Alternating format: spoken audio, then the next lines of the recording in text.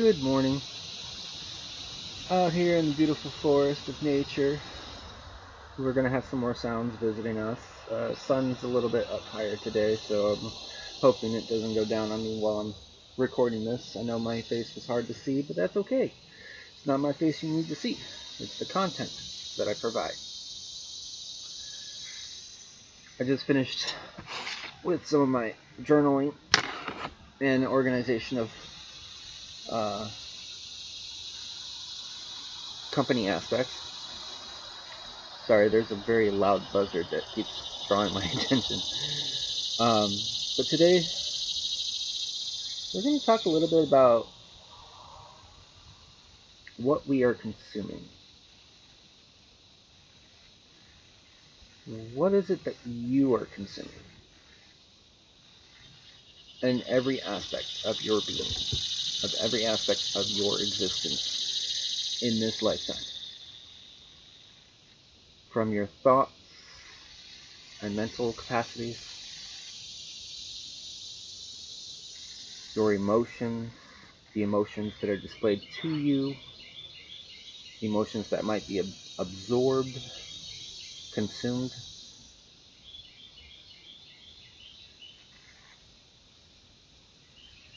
Or maybe it's what you might be watching, reading, listening to conversation of. We are sensory beings where we pick up on the cues of conversations and communication. So we may not be able to always articulate what we have to say. Our ears are drawn to a device of attention. Our minds filter the sensory input, and then it tries to make sense of what it is we are receiving,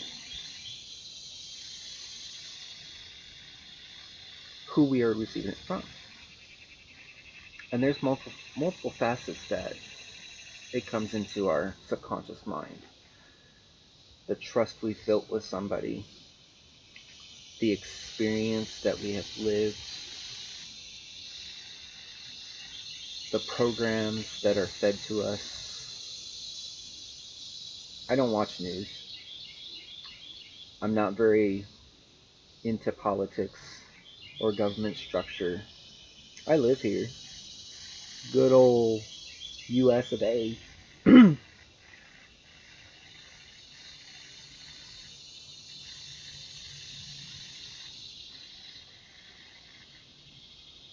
But the real heart of the question is, what am I allowing myself to consume? To become a part of me.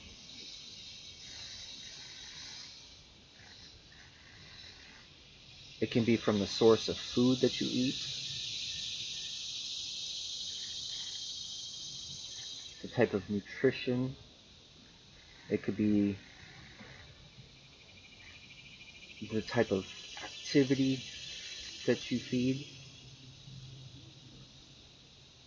There is no good or bad. There is no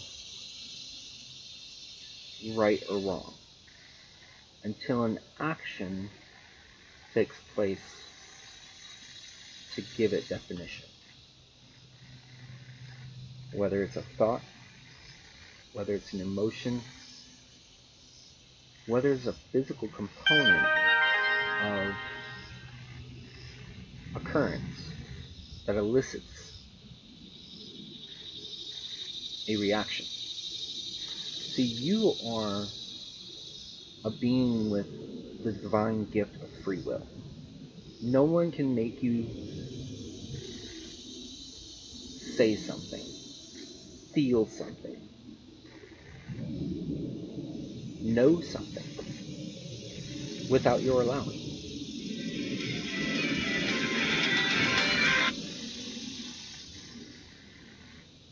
So what do we allow ourselves to consume? Maybe it's a modeled behavior.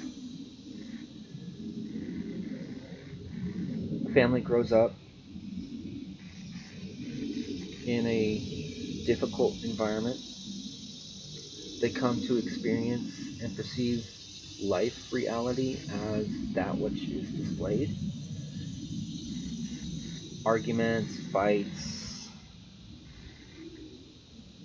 the idea of what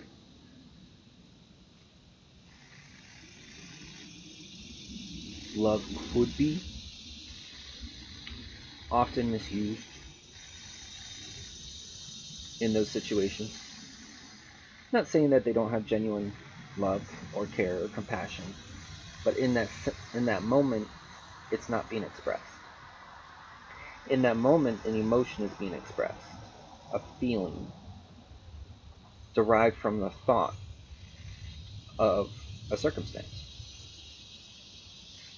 Now we call into ourselves, into our life experiences, that which we are, not that which we want, that which we are. And it comes from affirming, whether it's in a passing conversation or it's self-talk. And that becomes our belief, our reality, what we think life to be true as. And with a world full of unique expressions of love and diversity,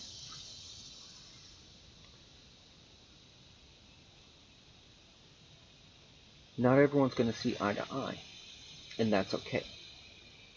Contrast builds character. Contrast builds growth.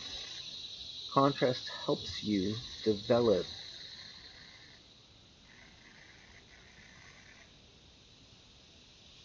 and express.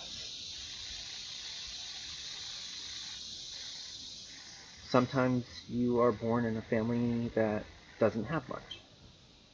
And so your life ends up mirroring the belief of scarcity or lack thereof. And it becomes your guiding point. And if not corrected, it becomes passed on to your children. And your children take on that belief structure. Until someone has enough compassion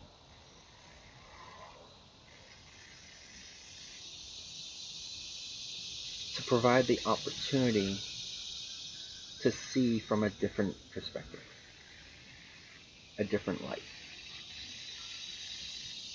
What that door opens and what path that reveals along that path is based on their individual expression. You don't have to make sense of it. You don't have to know why, because it's their path. Now they might consult and ask for guidance or assistance in verbal or nonverbal ways. But can you remain unbiased and provide information without saying this is or this isn't, or that's what is or isn't? Only when you practice mindfulness of the content that you are providing.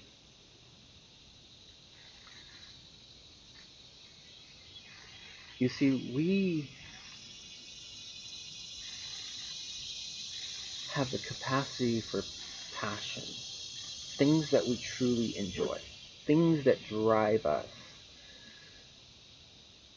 to engage our creative expression, whether it's art, dance, painting, building, creating, crafting, singing, songwriting. Maybe it's a poet.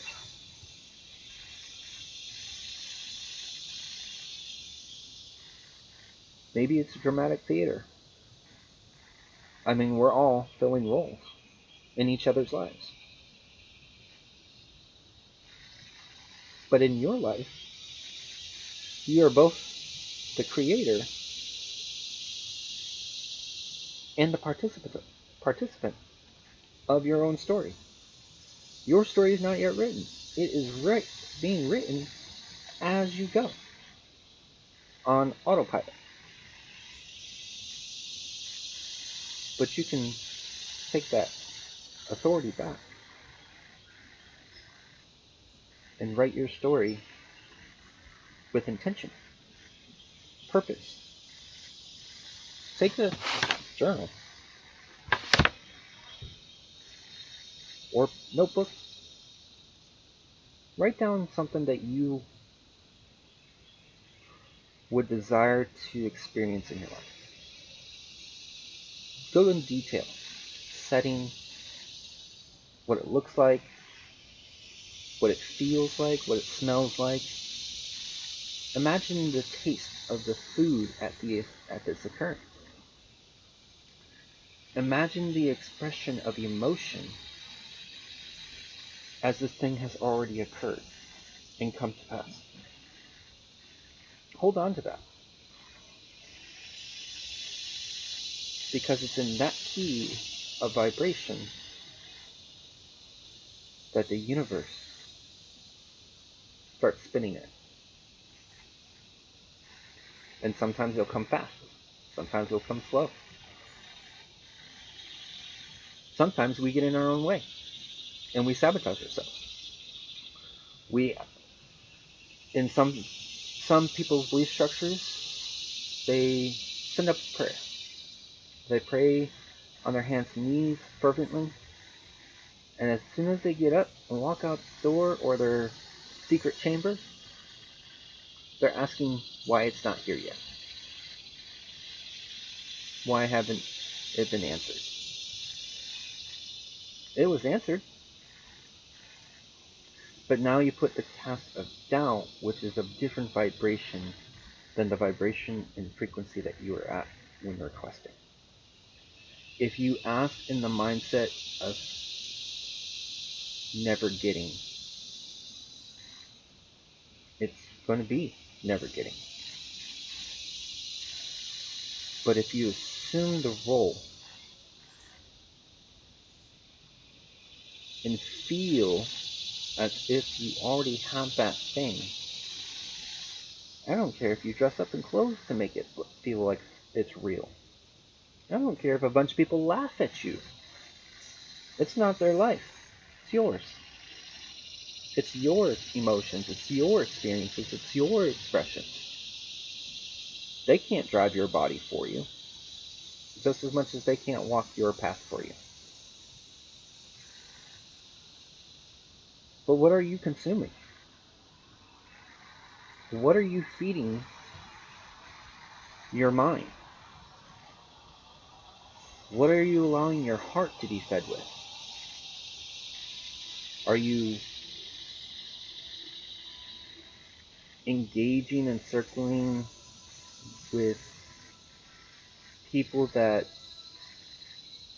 align with your best interests and seek for your higher self and development?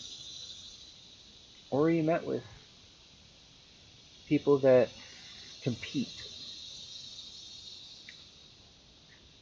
constantly in contrast, identifying and pointing out a surrealistic idea of unworthiness? And that's what it is. People try to prove that you are unworthy to receive something. And whether you want to admit it or not, subconsciously, at some point in that level, you accept that and allow that into your existence, into your being.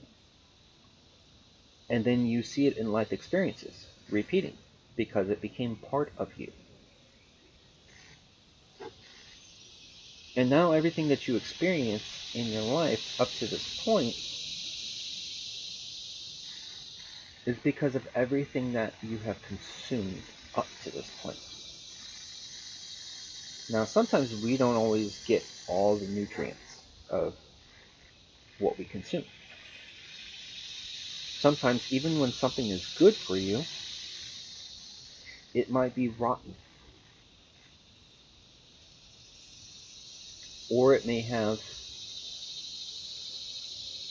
expired, even though it's a good source of nutrition at the right time, in the right portion.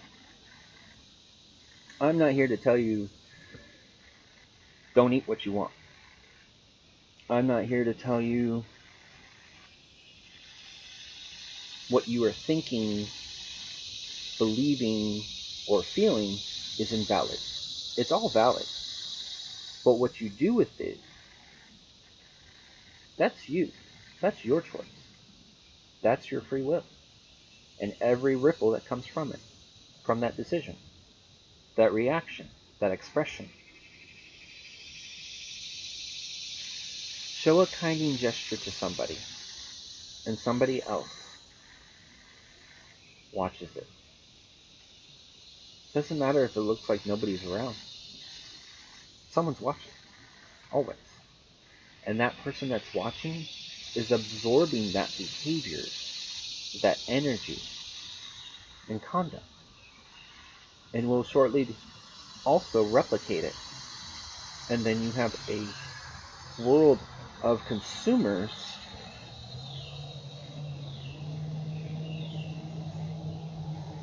that regurgitate their consumption. Someone puts a post on social media, Facebook, TikTok, Twitter, X, whatever you want to call it these days, opens it up to opportunities of people in their current mindsets. And you're going to have people that are speaking from a current mindset, current emotion setting, and physically acting in their own volition and free will in that capacity. Don't hold it against them. They don't know better. They weren't taught better. No one teaches you these things in a standardized school.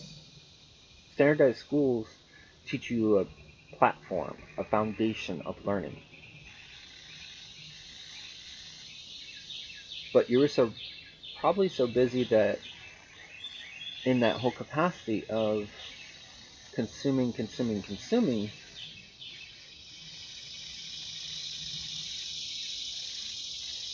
that you quieted down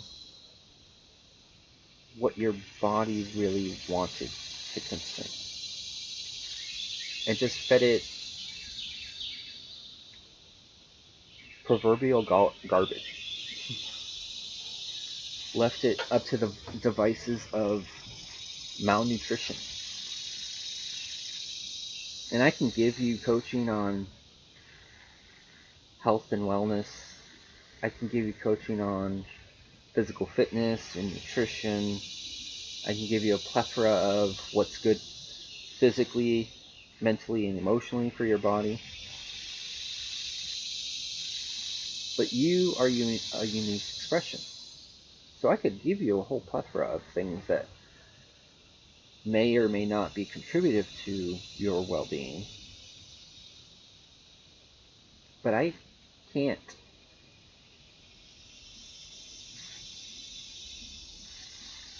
take the responsibility for your well-being. That's you. Everything that you consume, every reaction that you display is you. Now, it's not your inner you, it's just the role that you're filling at that time. In that role, someone else is watching. Imagine, if you will, for a moment, that you are on a set, but you don't realize you are on a movie set. You are living life as what people have told you what life might be. And you're filling your role to the best of your ability, of what you think is your ability. And you have your opening story, You have your rising, you have your middle drop, then your mountain climb, and you have your plummet. Now, on that path, people become attached to the experience, the emotion they felt from that experience. And it's good to experience things. It's good to have experience that elicit those emotions. What's not good is to take those emotions and cast them towards people.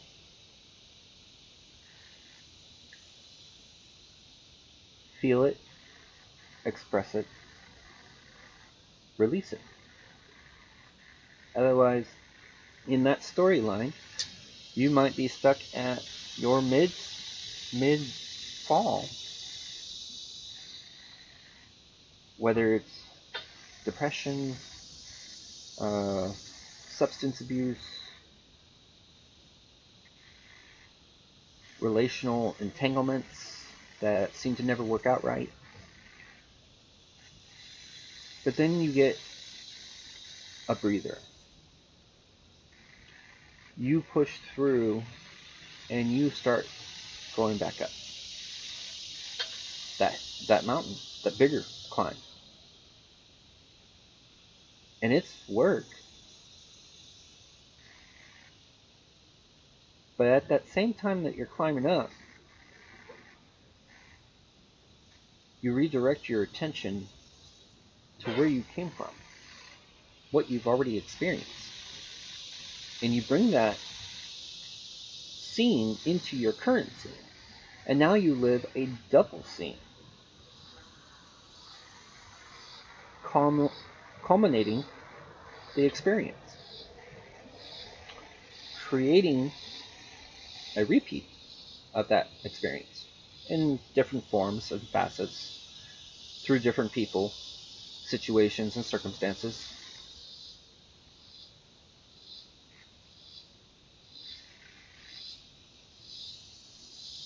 But you say, I am not going to give up. And you push through. And you get to that pinnacle of that mountain. And you see on top a world of vastness. You have two options to see. You have more than that, but I'm going to highlight two options. You can see yourself as a small dot in the expansiveness of the view of the world, or you can see yourself as the world with an inner view of your position. You're not tiny, you're not small, you're not insignificant. Everything you do, from your thoughts, through your role modeling, through your behaviors, through your expressions, what you deem appropriate to watch or read, be told,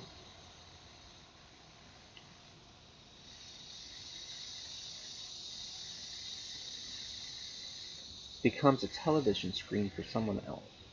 Could be a young mind, a child, could be a stranger on the street.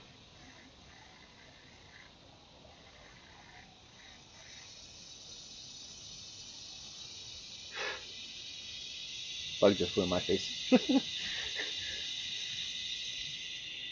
But in the over-consuming of life experiences and what everyone tries to tell us what is and isn't,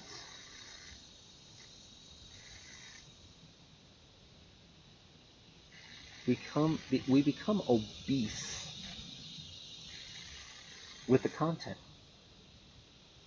And if we don't cleanse or purge or clear out what isn't us, it becomes harmful to us.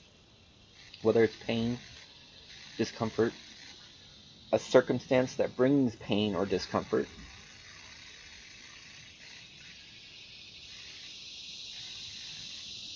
that takes a lot of courage. I would almost say it's almost as much courage as it takes to stop a 40, 50, 30, 40, 50 year addiction to a stigma. Whether it's substance, whether it's belief structure, whether it's ideas or characteristics, roles.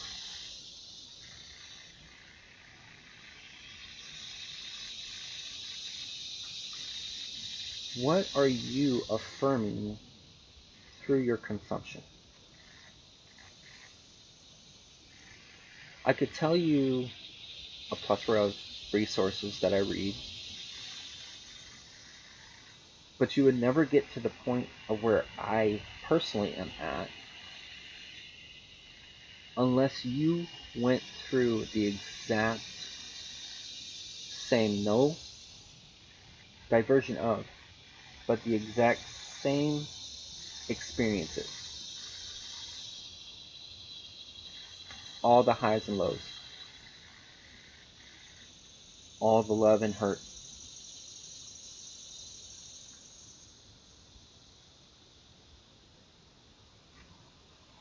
Courage, strength, despair, feelings of weakness.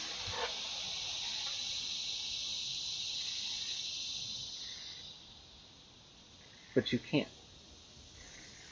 You could imagine it, probably, in some aspect.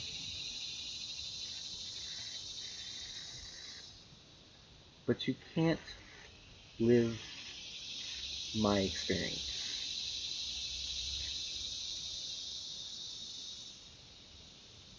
You cannot cultivate in me of my experience. You can provide me examples. You can provide me situations and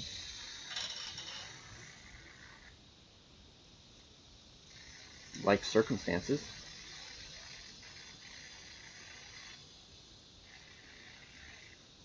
But you can't consume for me. And I can't consume for you. Because that's a personal choice of what you choose to consume.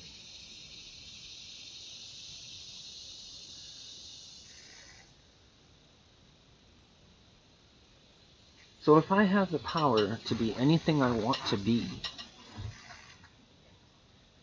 in this life, completely limitless,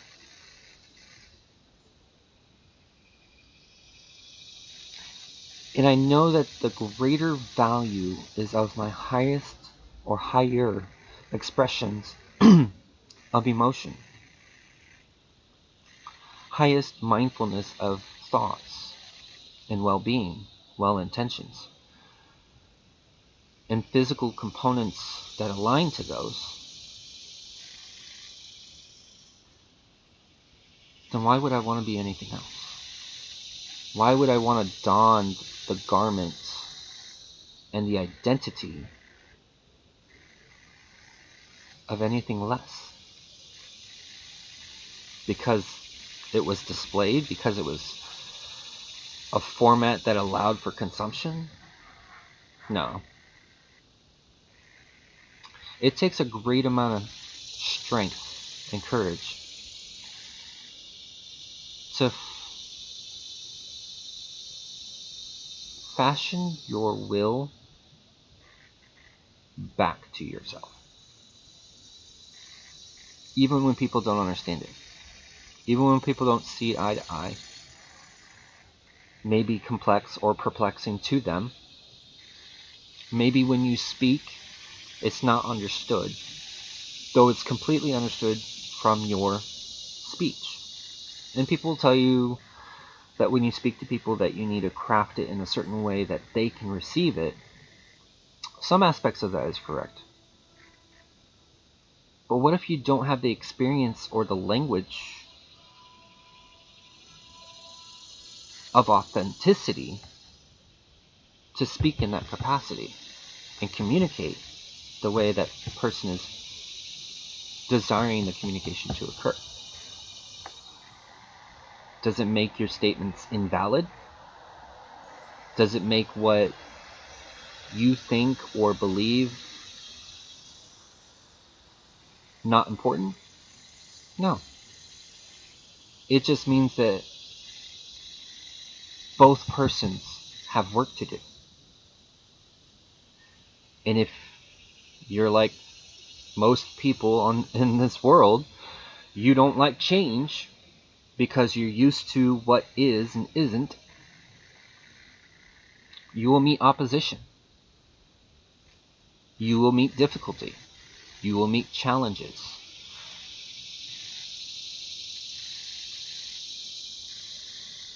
But I'm telling you, it's for your growth. Even when it's not understood. Sometimes we don't understand things. Sometimes people do things and they don't know why they do them. Or they get a word, or they share a message, they make a certain food,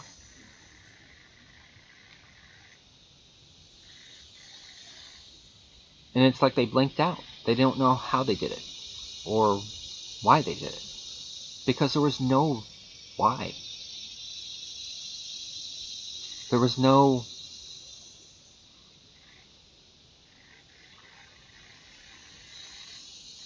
ultimatum underneath it. Ultimatum is like a negative thing, I would say. Always waiting for the shoe to fall, basically.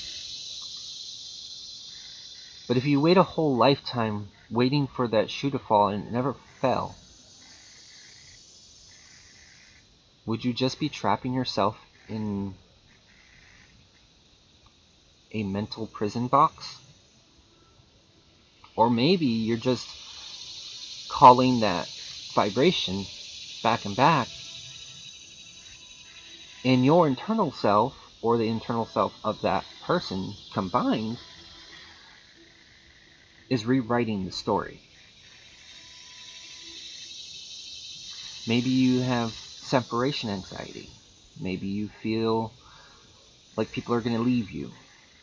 Maybe you feel that you are unworthy, or you feel like you don't deserve a particular relationship, or a particular connection, or a particular lifestyle. Who says you are unworthy? Who has a governing authority to say that you have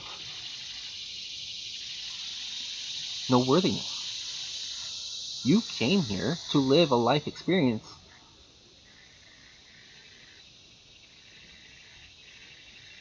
already prior knowing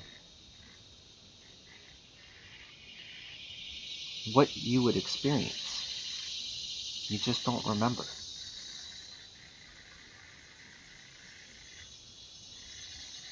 But you made a sacred contract, so to speak, while you were still in a non-matter vibrational form. I should say formless form. As all spiritual things are formless forms until you give it form and shape.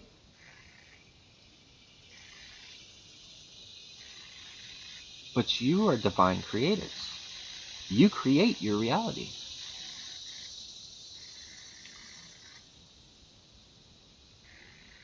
But no one tells you this. No one tells you this through the amount of consumption that you receive. Whether it's school,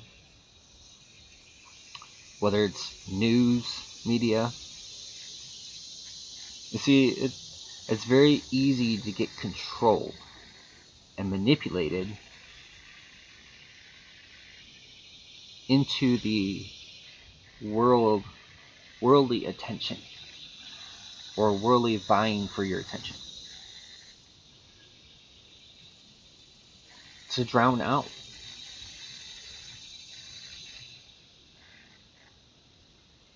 what's been trying to come out. When you speak words of love, when you do actions of love, and I'm not talking about a friendship type of love, I'm not talking about an intimate type of love, I'm not talking about a lustful type of love. I'm talking about a love that is so genuine and authentic that it can't be replicated through anybody else but you. Now you can have examples of others showing their authentic love through their authentic experiences and expressions. But you're not them. You are you.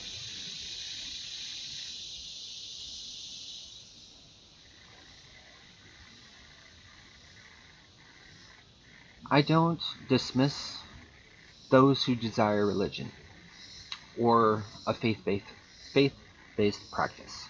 I don't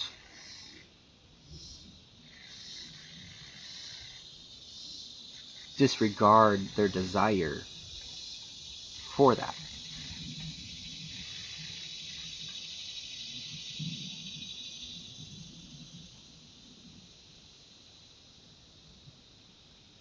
But I also don't disregard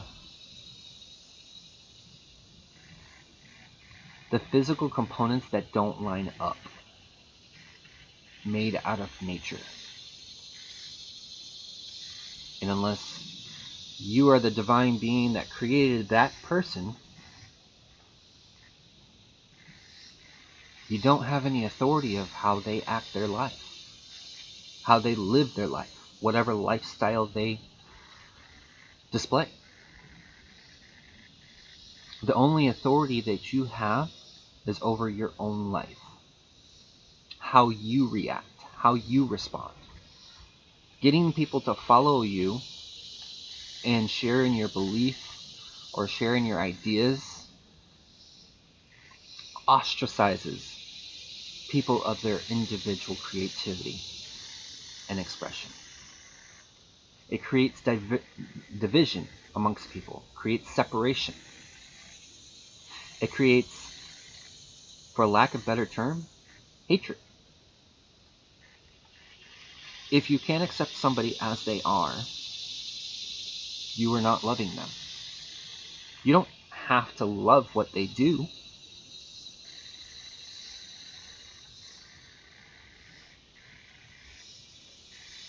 But watch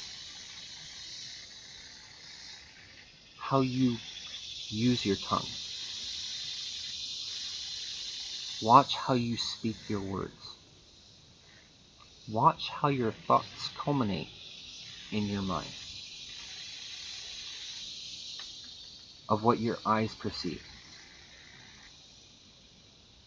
And if your eyes are leading you into casting dirt or judging people for the life that they live, or the lifestyle that they have chosen to fulfill as a role, then you're not being loving. You're being judging.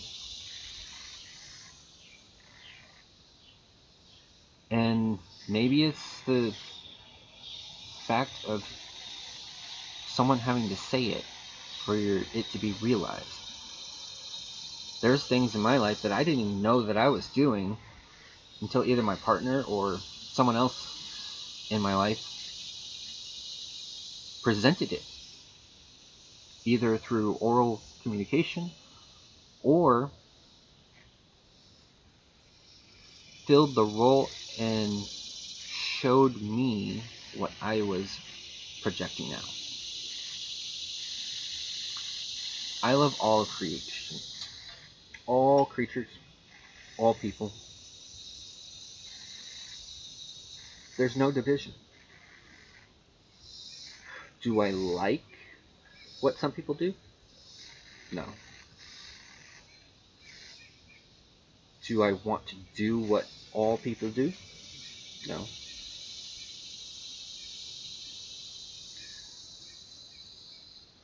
But if you're telling me that my love is only reserved for those that align with what I believe,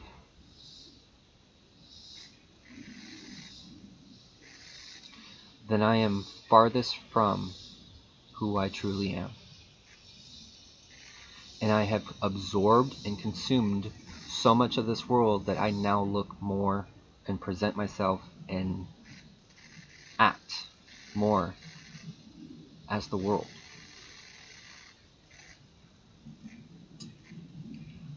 We came down to experience the world,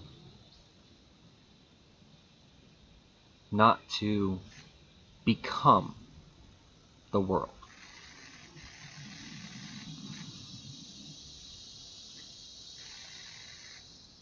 And this is going to jar some people, and it's going to jar some responses, and it's going to jar people auto responses, for lack of a better word.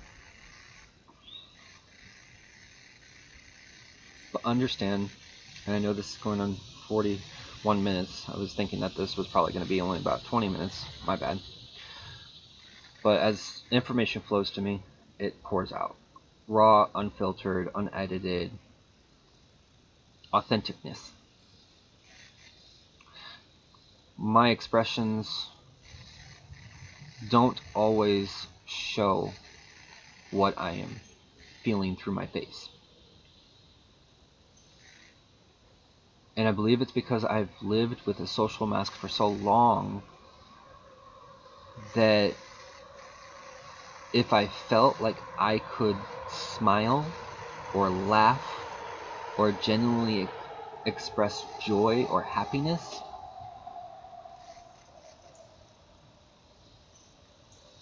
it was met with opposition. Let's say that.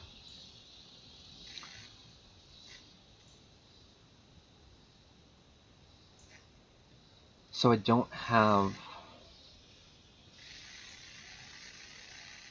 the physical expression to match the emotion. It's not that I don't feel. It's not that I don't have love. It's not that I don't have joy or happiness. It's that my expressions aren't always physically seen. Sure, I could say words and I could do activity,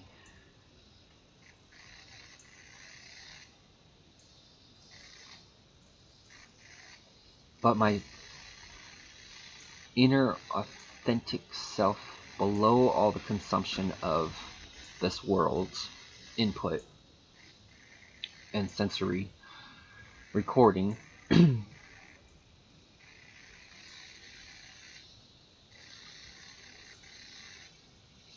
can never be augmented.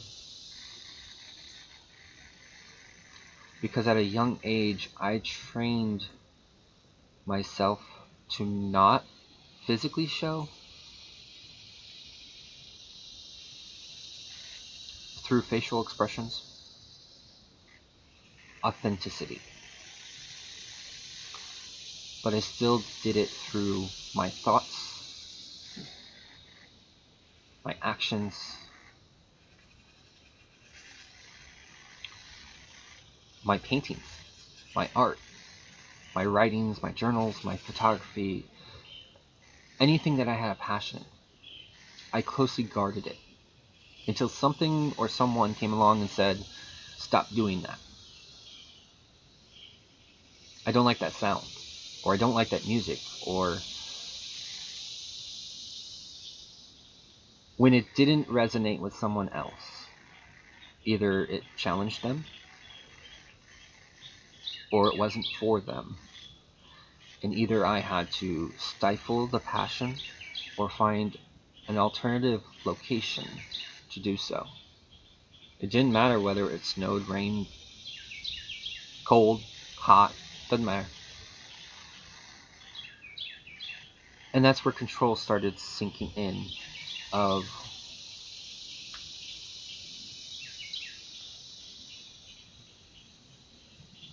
worthiness to have a passion for something, or multiple passions for something. So I have to ask,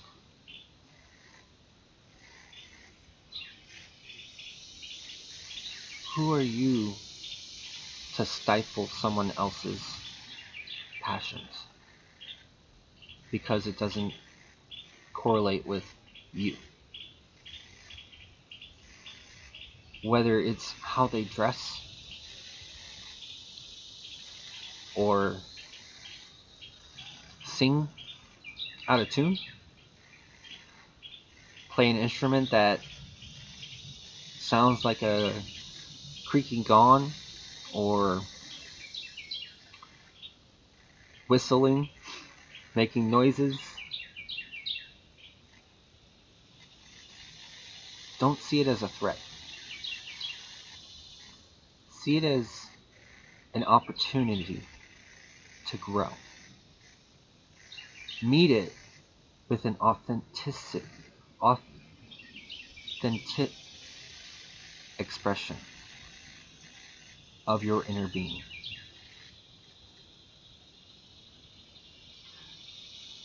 There is a love that is inside of each one of us that can never be tainted by this world, no matter what is thrown at them. It can be hidden, but never gone.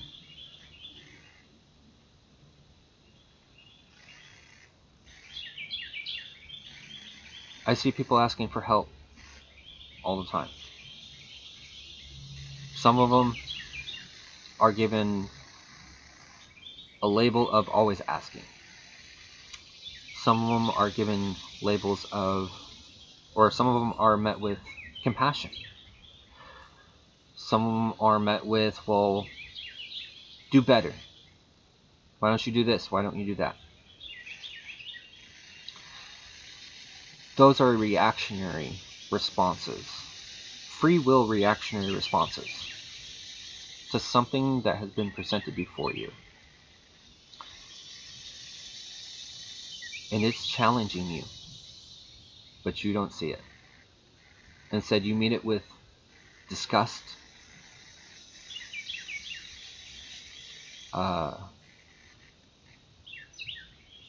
pragmatic hatred, maybe religious dogma of disagreement. But if you ever hope to transform and change the rehearsing and constant hamster wheel of reoccurrence of experiences that are compounded through the consumption of what people show,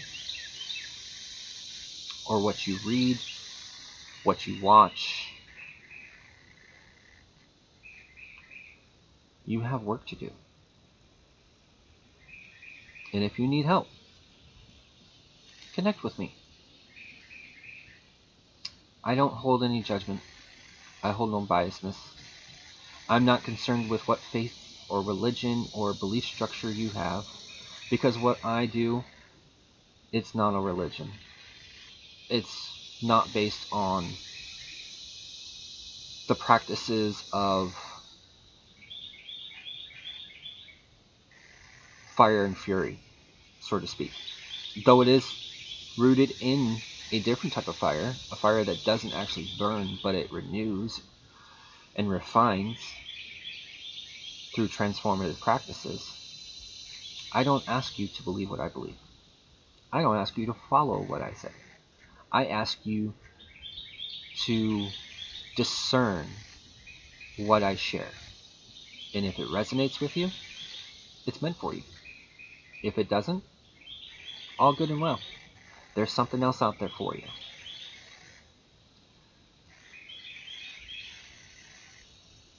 But be mindful of how you treat yourself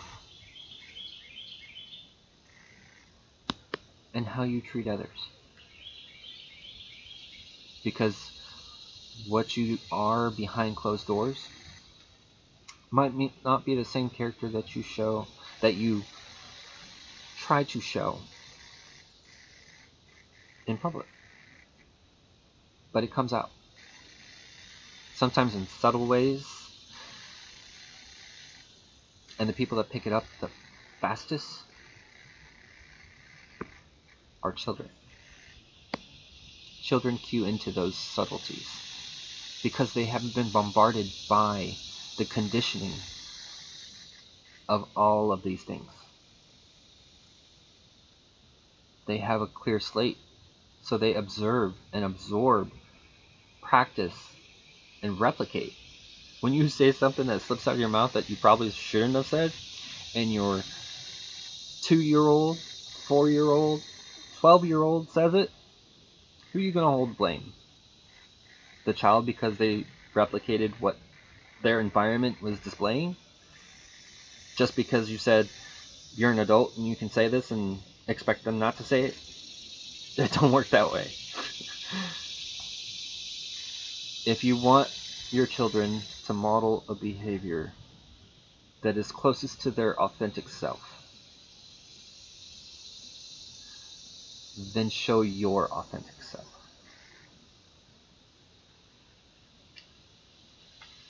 Namaste.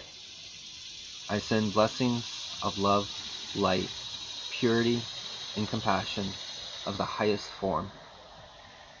May you be well in mind, body, heart, and spirit.